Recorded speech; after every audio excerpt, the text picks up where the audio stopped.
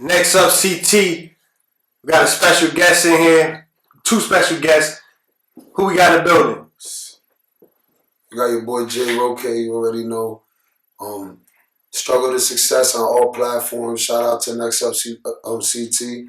Feel me? Nothing but love CPR now, baby. Young D CPR, Connecticut People Records, CEO, main engineer, Diddy of the City, all of that. You know what I mean? Big Connecticut People Records. You know what I'm saying? Big up, big up. All right, so in all my interviews, I start from the beginning of people, just an introduction of their lives. Young D, we're going to start with you. Tell the people where you come from, a little bit about your upbringing. Okay. I grew up in Colchester, Connecticut. You feel me? That's around like Norwich and London, you know, near the casino area. That's the only way I can explain where, you know what I'm saying, I went to school and stuff like that. So always had a thing for music and art. You know, I do sports, you know what I'm saying, skateboard, shit like that, you know what I'm saying? So I grew up with the white people, you know what I'm saying, out in the suburbs, you know what I mean? So it was straight. But, you know, at the end of the day, like I said, I always had like a little passion for music and stuff like that. So I always wanted to engineer, you know what I mean? So we was recording with GarageBand at first and, you know, making beats with Reason and, you know, music generators, like PlayStation days and stuff like that. So, you know, we've been doing it for a long time, bro, you know. And then eventually I took it more serious. I went to school out in Florida for it. I went to Full Sail. Full Sail. I know about Full Sail. Yeah. I wanted to go there. Real talk. Yeah. So I was out there for like 2 years. How was that experience?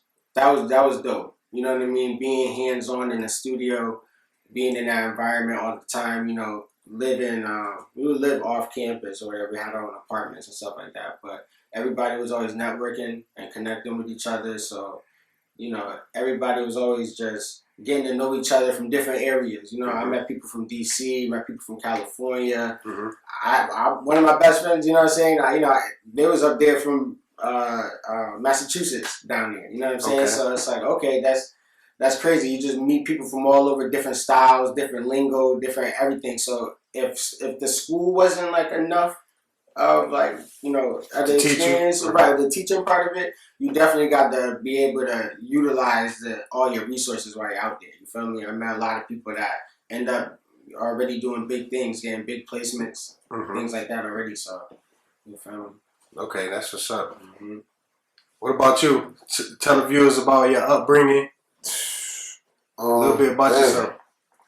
So honestly, well, I'm originally from Bristol. My family from the city. I lived in Connecticut. I represent Connecticut to the death of me. You feel me?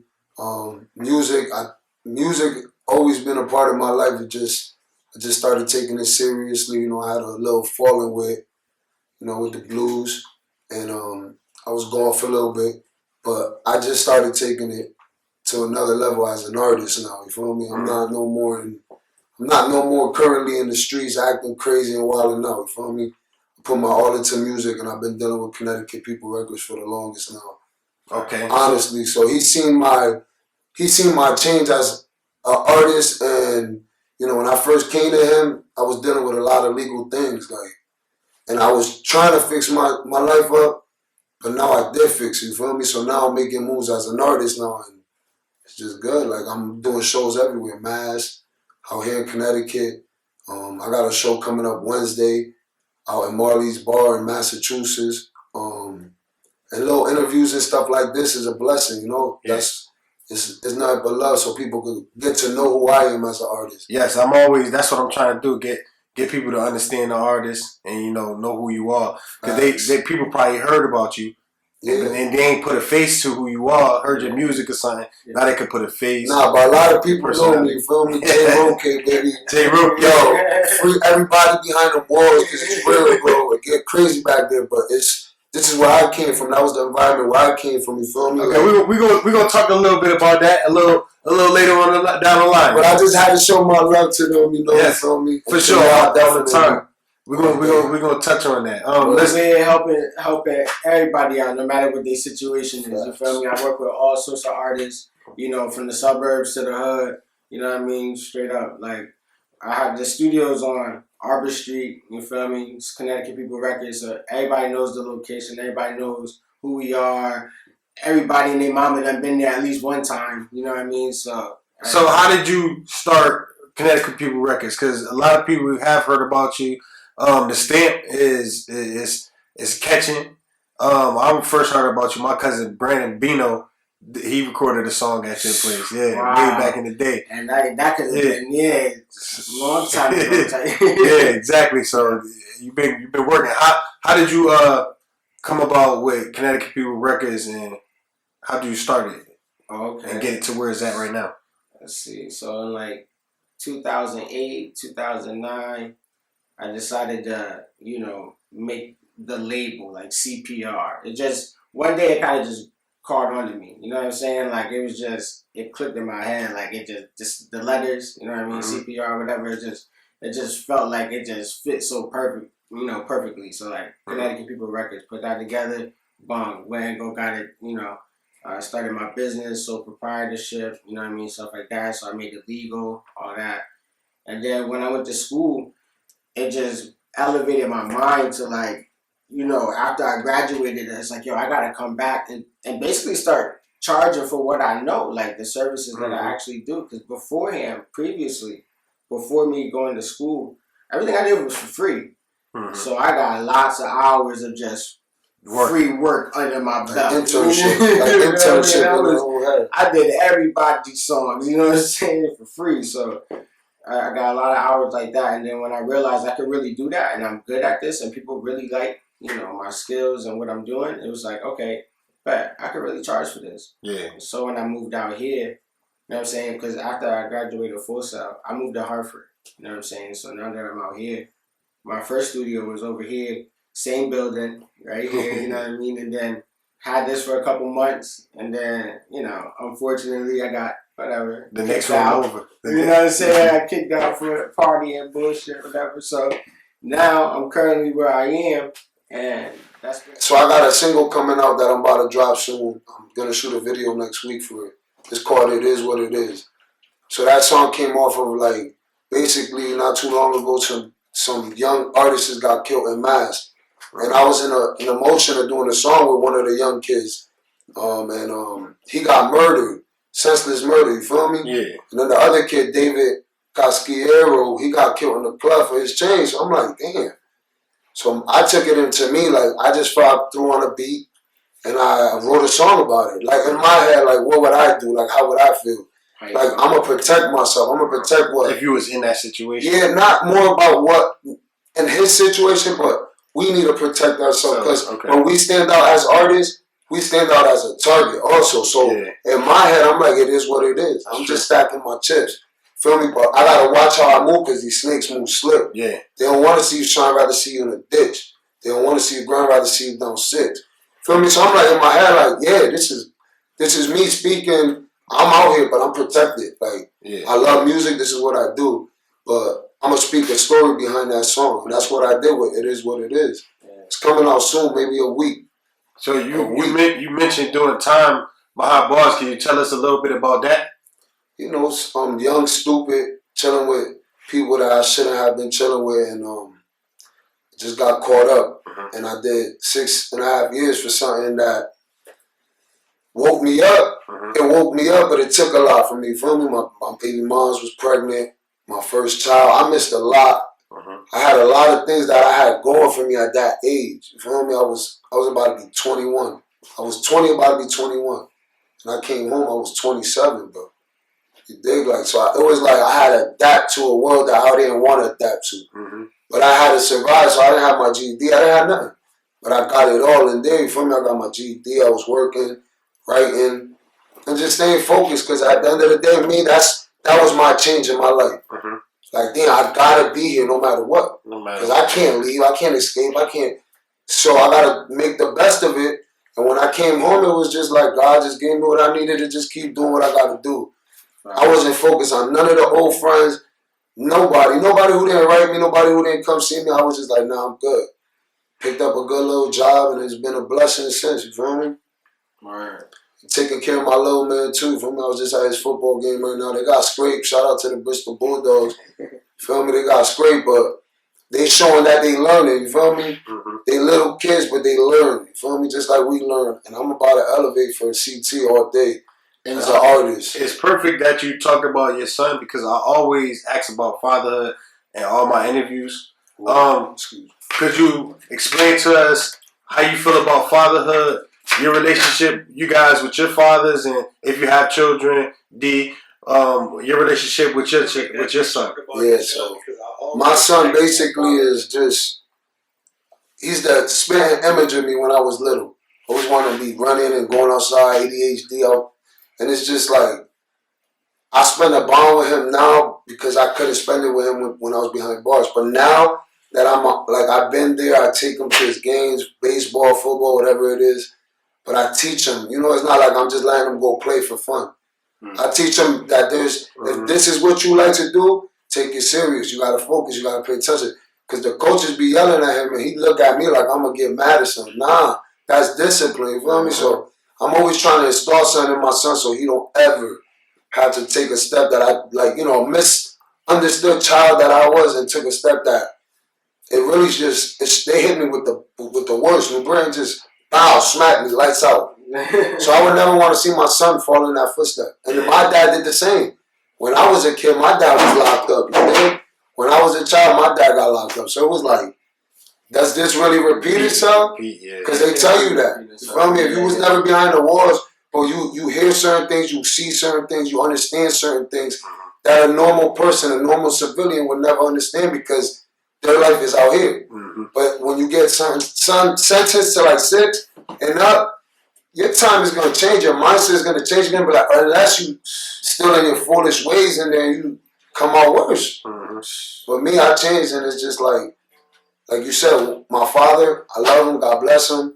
Feel me? He dealing with cancer right now too. So it's like, my mom dealing with cancer right now. You feel me? So we fight until those doors open up. Yeah. Because, it's not all about money, but money changes things. You feel me? Correct. So you, as an artist, me personally, I just go hard because I love music. Yeah. But he's the one who started giving me direction. Like, yo, you're an artist, bro. You can't keep and then I drop my album. I'm dropping singles. I got a Spanish album on the way.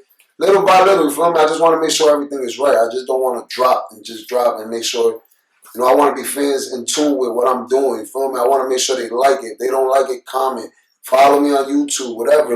You want that interaction. Yeah. As an artist, it's good to know what you're doing when you're dropping music. You want to know, and you want the truth. You don't want no bullshit. Like, I see comments on YouTube, they be like, gas or fire or trash or that's what I want. Like, let me know what time it is. Like, if my music is good, put that up. Like 100. Let me keep it a buck. We gotta show support. We start here in Connecticut and we go worldwide. But I really want to make it from here. I want to make it from my hometown. I want to make it from CT.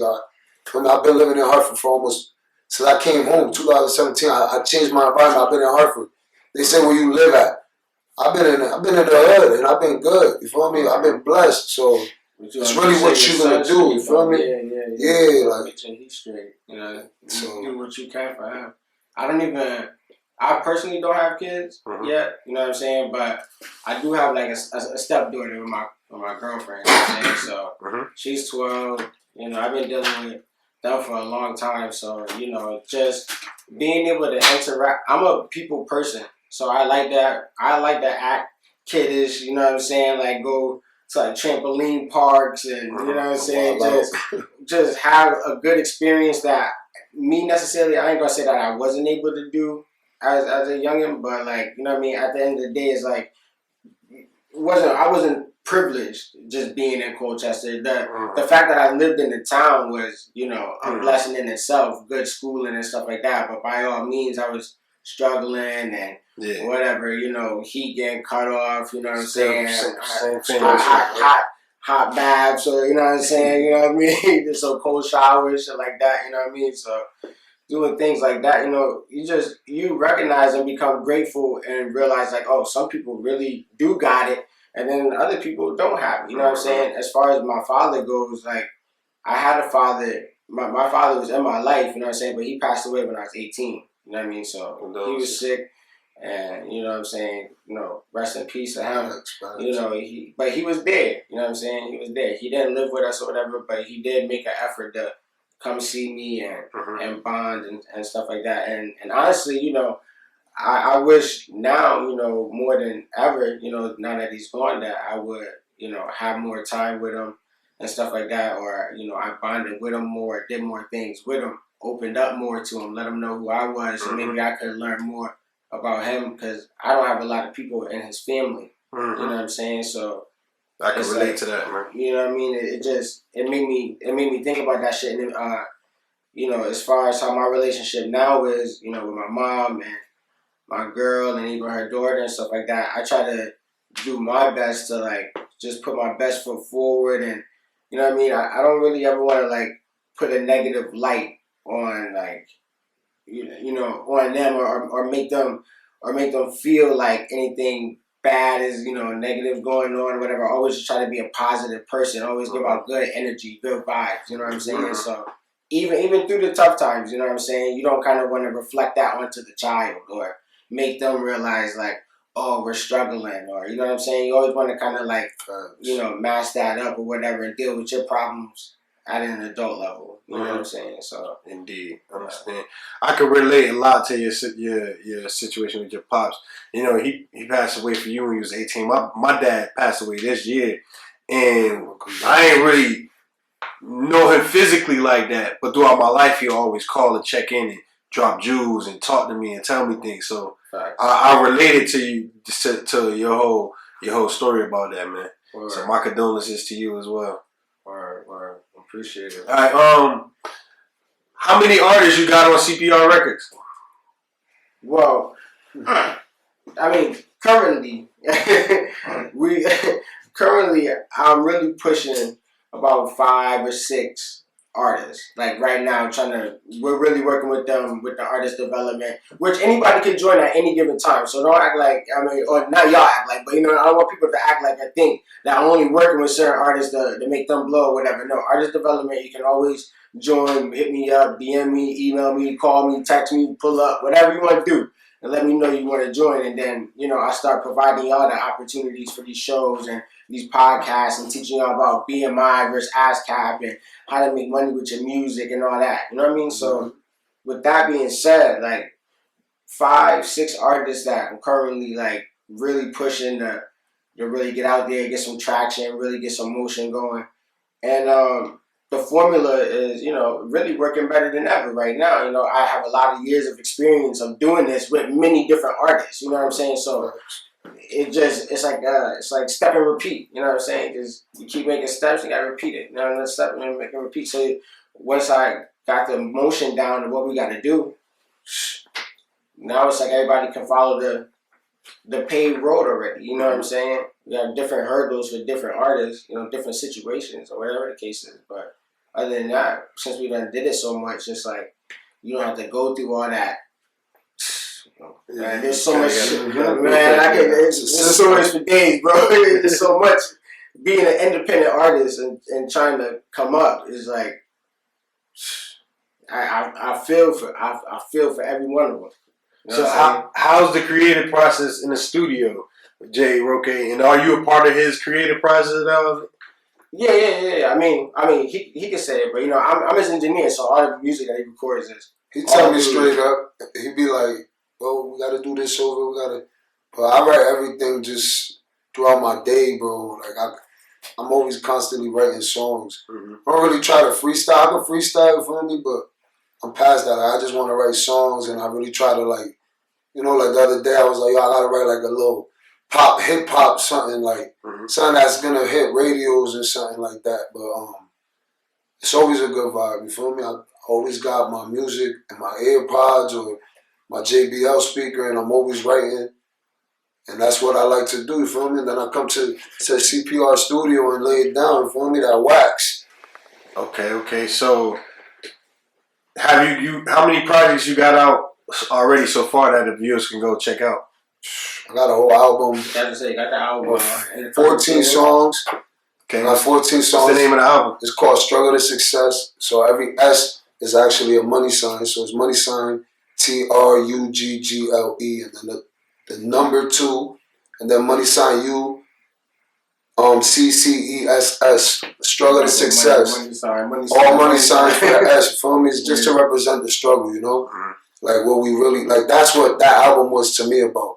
And I feel like that's a brand for me itself, struggle to success. Like I could drop a 1, I could drop a 2, I could drop a 3. Okay, so that's English, you feel me? I made sure it's a brand, you know, like for me. So that's gonna be like a series. That's for the English? It's English? That's just for my English, yeah, you feel me? And then my Spanish, I did a Spanish joint that I'm debating on dropping. I feel like it still needs work. Like in certain areas, you feel me? I got artists that they make bangers with me, but they're not committed, like he said. You feel me? You can't have work with people that's not gonna be willing to show up. I had offers to go to shows with this one song. It was just like there was no dedication on the other end, so I was just like, damn. So now I'm just currently working by myself when I do my music as far as Spanish. You know, unless somebody's that I see is dedicated, that I know is an artist that's been doing it and going to shows, I'm not doing features as far as that, but I got enough music to drop an album. I'm just waiting. You know what I mean? I just want to make sure that I get the buzz off the English one first. I want to get my followers. I want people to understand who I am as an artist and connect with them before I drop, you know, a whole nother album. You feel me? And I got paid for dropping my album. It wasn't like, you know, I had it all planned out. You know, I went, spoke with a few bar owners, and, you know, I gave them my blueprint, my contracts. I made up everything myself, and I was like, yo, listen, this is what I could give as an artist. This is what I could bring to this venue. And I made sure that they paid me when I dropped the album. So it was like, I was in a rush to do the album, so I was on D, like, yo, D, we gotta make this happen, bro. We gotta, and, you know, he got it done, and we dropped the album, whatever, and it was good. Like, it was all a good vibe, like.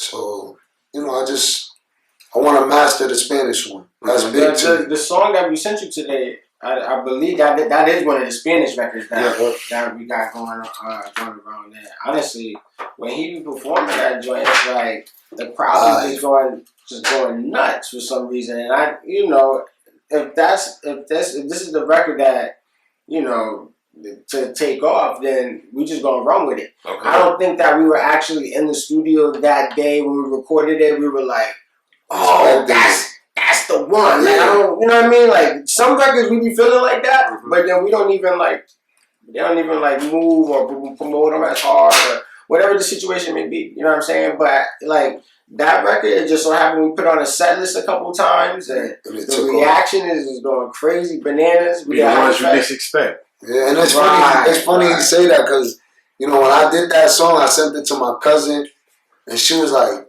you know, I ain't gonna lie. When I first heard it, you know, it took me like a little while to catch on, but I ain't gonna lie, Primo. I could sing this shit every day. You feel me? So it was like it was a song that caught up to her. Like, oh yeah, this shit hard. And then maybe that's what it is. And that's what it really does. You feel me? Like, I don't want people to get confused. I'm an artist. I love just writing music, and it's. That song, I really wrote it based off of somebody in my family, you feel me? He was really crazy. Like, he was really super crazy in the streets. You know, he's still around, but he's still a savage, still an animal, you feel me? And we were going to shoot the video and stuff, but we had a fallout too. You know me? So, but the song was based about him and based about me in certain areas, but so it was real shit. Basically, yeah. Basically, it's, you know, just me like in his eyes, living his life to see, like, I wrote this song. I'm like, yo, cuz, yo, this shit is really based off of yo crazy ass. Like, he got articles about all this crazy stuff. Like, so I'm getting a sense of you tell stories in your song. Basically, you feel me? But it's not just out of my head. Like, if you understand Spanish, you tell me that the song hard or not. You understand Spanish? Nah. So I was gonna ask you that. Like, how was it engineering a track in a language that you don't understand? Oh, music is universal to me. You feel me? So like, as long as the voice sound like an instrument to me, like that's it. But you also sing the track word for word?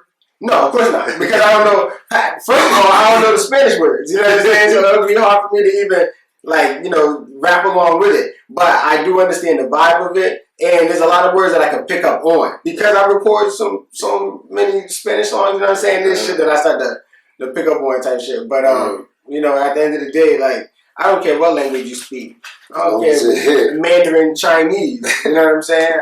You gonna engineer that track. Engineer the shit out of that. You feel me? And make it sound good. So that's my job. You know, I get paid. You know, I don't have no other gig. You know what I'm saying? I don't work no 9 to 5 or whatever. Like, I really just do this studio life. I get paid for that. So, you know, it's just, you know, one, that's a blessing. You know what I mean? That's because, a blessing for real. You know, I definitely, took me a long time to get to this point. A lot of hard work and dedication. You know what I'm saying? So, to be able to sustain yourself like that, you know, so, you know, just, I'm always grateful and appreciative of everything, all my blessings. You know what I mean? So any day, shit could just, you know, whatever, go left. But, you know, through God, because God did, you know what I'm saying, recognized and had this path or this journey for me that, you know what I'm saying, that I'm just embarking on pretty much and doing my best to, you know, do what I have to do with my talent. You know what I'm saying? Because everybody got their own talent. You know what I mean? I help out. I do other things too. I produce, help out with the video cameras, like videography, you know. Shit, I act, whatever. I'm a rapper too. So, you know what I mean? I do a little bit of everything. And you got to know the ins and out of all these departments in the industry so you kind of, you know, be like well-rounded. You know what I mean? I'm fucking with you. No, let me tell you something. In my mind, right? I'm like, Diddy of the city, right? So nothing for you. Nothing against your health. So when I be thinking, you know, I'll go to places, I'm the engineer of the state, but everybody know who the fuck I am, whatever that. Listen, let me tell you how shit be going down. Like my mind, I be right there. My mind be right there, right? We're going to an event, you know what I'm saying? Niggas know Rocye or whatever the case is, and then just look at me and be like, what up? Nigga said record. What's up? I don't know who I am. Wait, we both had that. You the wire, nigga. You the wire. So like, I respect that feeling. I understand it. You know what I'm saying? I ain't gonna lie, I be joking because nigga, my friends do. He do that. You really, my friend. That's why I be funny. Like nigga, I'm the battery about the group. Nigga. So even you know, one step further, I be holding the cameras and stuff like that. So I play different roles, like I said, different positions. So I'm really the main engineer and you know, CEO, the president, whatever. But when I be at events and stuff like that, people, you know, they be asking me to take their pictures and stuff like that, thinking that I'm just the cameraman. You know what I mean? So I just right. I just do whatever it takes. Because after we start talking, then then we can start getting into what I really do or whoever they might be, whatever. These are for people that promo, hell yeah. Right. You know what I mean? So that's how I work all the time. You know what I mean? What's some advice that you guys would give somebody coming up that's trying to be in the stance that y'all are right now? What's some advice y'all give them to, you know, navigate through? Never give up. You know what I mean? Like, it's as simple as that. If you really have a dream or a passion for what you want to do, I would say never give up. You know what I mean? At the end of the day, anything is possible. You know, I got to where I'm at, you know, by pretty much never giving up, believing in myself, believing in the artists that I work with, you know, believing in my producers and, you know, my videographers, my whole team. Everybody that's a part of CPR, I've grown from just being the person just, you know, waiting for studio sessions, you know, swiveling pencils in the studio, just waiting for somebody to come by, you feel me, to now being overbooked, you know what I'm saying, and having people having to hit me up days in advance to lock in, you know what I mean? So I always have, you know, you're going to have your ups, your downs, your hurdles. You know, if I had slow days, you know, slow weeks, whatever, slow periods of time, you know, where you be thinking like, damn, you know, like, am I doing is this really like the, you know, the right thing? Like, you know, you not making no money, you feel me? Like, so you just like, you know, you gotta really go through the motions of it. You feel me? I have good times, the bad times, but I still feel like as long as I never give up and I really believe in myself, and like I said, believe in my team, I think that CPR is gonna be okay. So that's gonna be a fucking dynasty or something. You feel me? You feel me? A long, persistent, living legacy. You know, swear to you. Grind with your music, believe in yourself, like you said, and don't be scared to reach out to people and tell them about your music. You never know one day who you're gonna walk into and meet if you speak to them. You know what I mean? So just always try to reach out to a new person every day. If you're an artist, like me, I'm an artist, but I got a 9 to 5 too, but I'm pushing my music while I'm working. It's crazy because I work with a lot of people. You feel me? I do maintenance, so I'm working with a lot of people, and I'm always sharing my music. And if you ain't sharing my music and you on my page, we got a problem. You feel me? Like it's supposed to be. We all got to show some love. So be persistent and consistent with your shit. I was gonna definitely say, as far as you saying with networking with people, one thing is super important, especially with people coming up nowadays, is that when you go to these open mics, showcases, events, whatever it is, be a fan for other people. You know what I'm saying? Like if you like somebody's song or whatever when they performed or whatever, who cares? Like go show some love and get the Instagram and let them know that you're a fan or a supporter first. You know what I mean? But before the ego, you know what I mean? Because you could be dope, you know what I mean? And everybody else is going to recognize that anyways. And I think that it's even better that you are recognizing the other talent, you know what I'm saying? So at the end of the day, like always network with people. You never know who you're going to meet. You know, the worst thing you could do is be at a place like that and shy in the corner, you know, metaphorically speaking or whatever, shy off in the corner and don't know who you're around. Just do your set and then go home.